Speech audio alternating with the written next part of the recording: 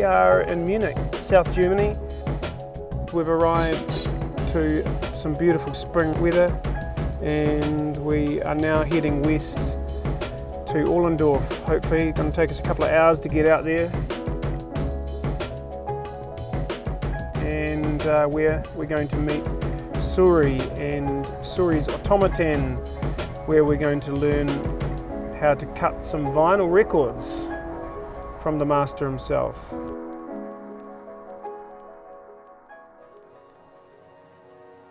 The human ear is one of the world's most ingenious and perfect reproducing instruments. Hello. I'm Suri, I'm from vinylrecorder.com and we here are in Germany, a small village near Stuttgart. Well, here it is. Here, this is our factory. Here we manufacture all our machines by hand and I must say, I like it.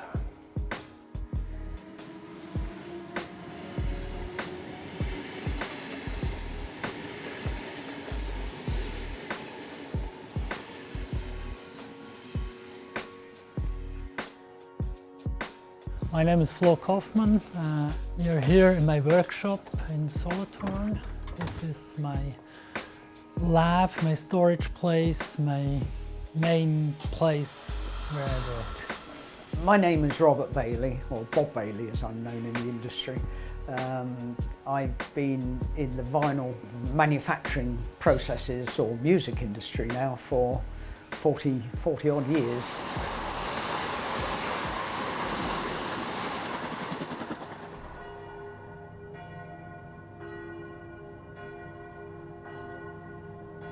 We're here in Bern, Switzerland, the capital of Switzerland. My name's Adrian Fluck. I'm a sound engineer, I'm mastering and vinyl cut engineer. Here it is. Nowadays, if I can work on a record and I get the record into my hands and I could work on that and it sounds great, then it's just like, it's a big honor to be part of such a process.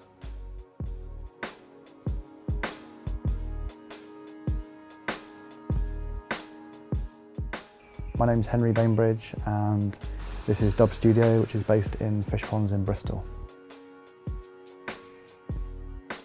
So we go to my mastering room or just my more sound, I do all my sound recordings there.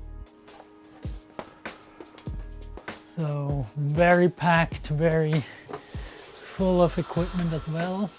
Yeah, my name is Moritz. You're at the Duphonic Studios and we are doing vinyl cutting on the vinyl recorder and master cutting for pressings.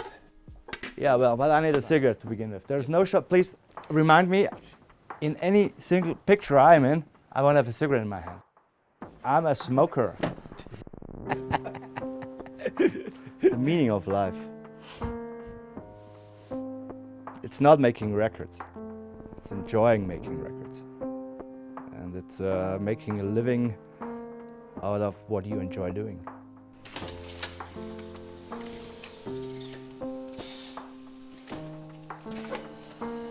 Yes. My name is Andreas Bauer. I'm manufacturing records. There's a counter at the press for all records ever pressed, and I have pressed around 1 million 7 inches in the 5 years right now. We like cutting vinyl because it's a bastard. It's something in between a science and a craft. The first lesson was nothing is easy.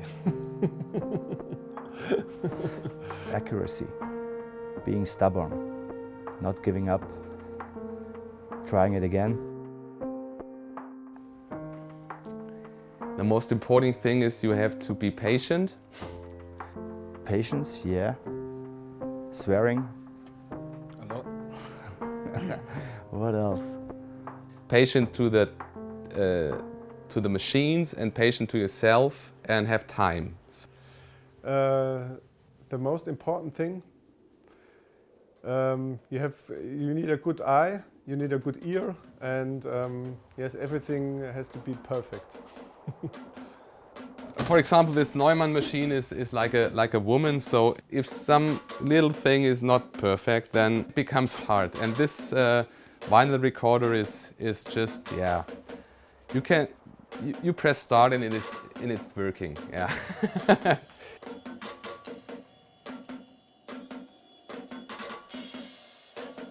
No, I'm not obsessed by what I'm doing. I'm just doing it. Yeah, I think you have to be, really. It's a pretty weird thing to be interested in. I think they're all freaks, everyone's addicted, everybody wants to make it his own, it's a dream. Jesus rocks. You know, it's a funny old-fashioned format, and here we are tinkering around after 130 odd years, or whatever it is, with these bits of flat discs and grooves, and it's unbelievably crude. Yet when you do it and you play it back and you do it all properly, it just sounds astoundingly good. Not really, no, not obsessed, no. I just love it, I just love it. I'm a great music lover. I am since I'm, I don't know, 3 years old, since I heard my first Blackberry record from my mother. Yeah.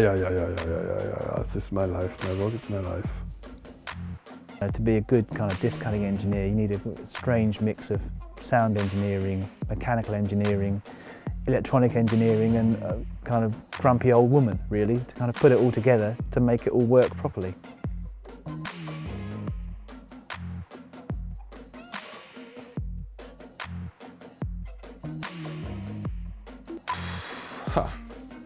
Why I love vinyl?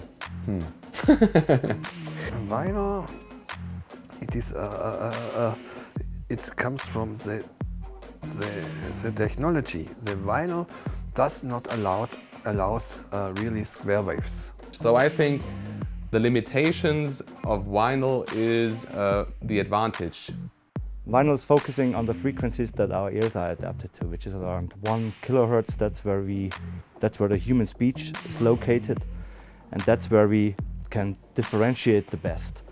It sounds smoother, it sounds less abrasive.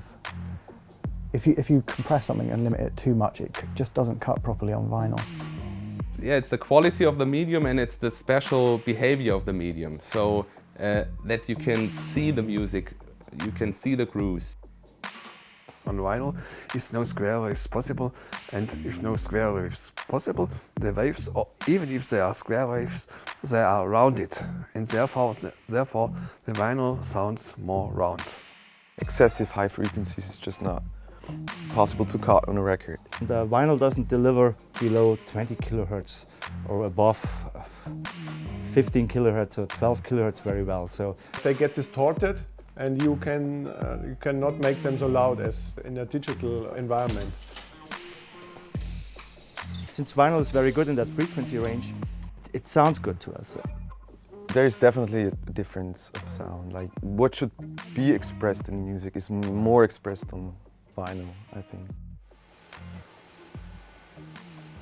This piece of equipment here has tested the Beatles, Rolling Stones, Sex Pistols,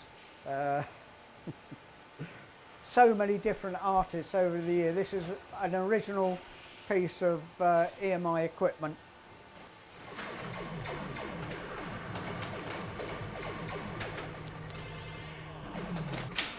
Digital versus analog is a big discussion.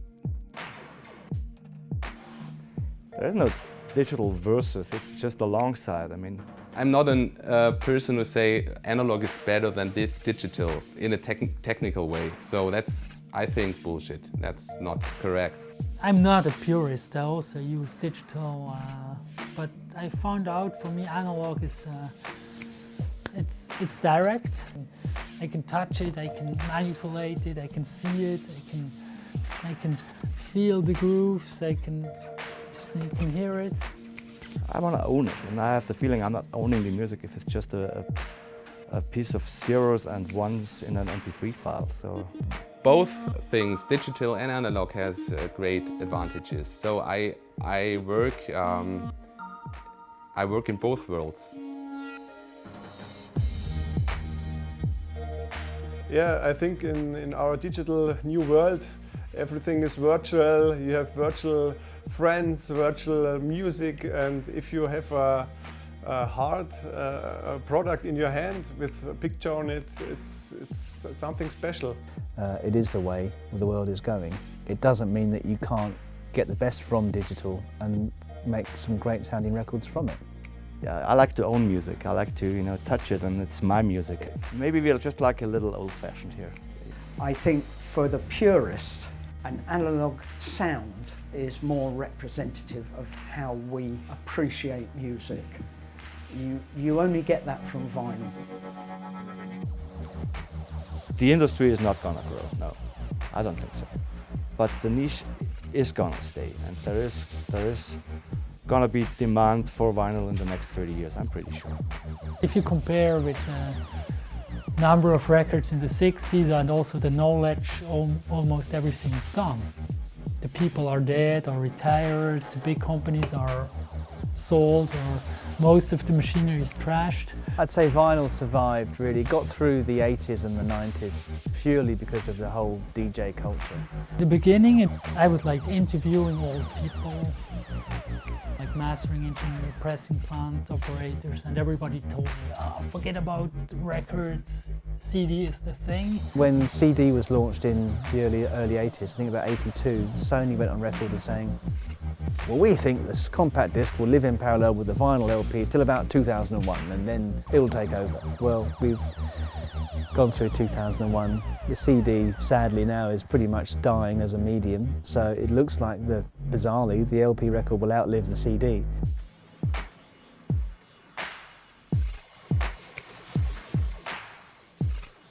How does vinyl work? Well, it's really quite a crude process. You try not to think of it as being high-tech, it's low-tech. That it's not so much about music, but more about physics and movement. How is the sound stored on vinyl? I mean, I try to read those books. I mean, we're not engineers. We started off doing this for the love of music. On the lathe, there's a special cutter head which has two big magnets in it. Attached to each of those magnets is a voice coil, like you'd have in a headphone or in a speaker, and that moves around.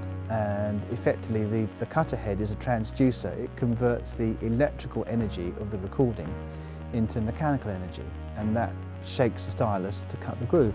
Yeah, so the transformation from music to the physical world. So that's the key in vinyl production, I think. When I look under the microscope and see that wobbly groove and know what has gone into manufacturing that groove, that within that little groove that's only 1/1000th of an inch deep, and we can get over a very large frequency range such perfect sounds, and a left and a right hand channel just in that little groove.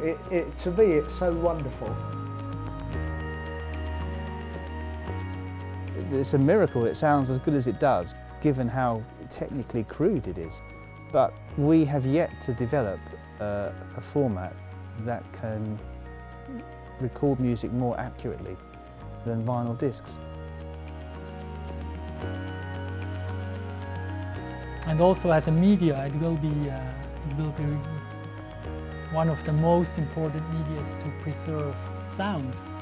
Don't ask me why or how it works so well. I wish I knew. I'd bottle it and sell it. But I must admit, I cannot, to the very detail, explain how everything is working. It's just the most accurate medium we have.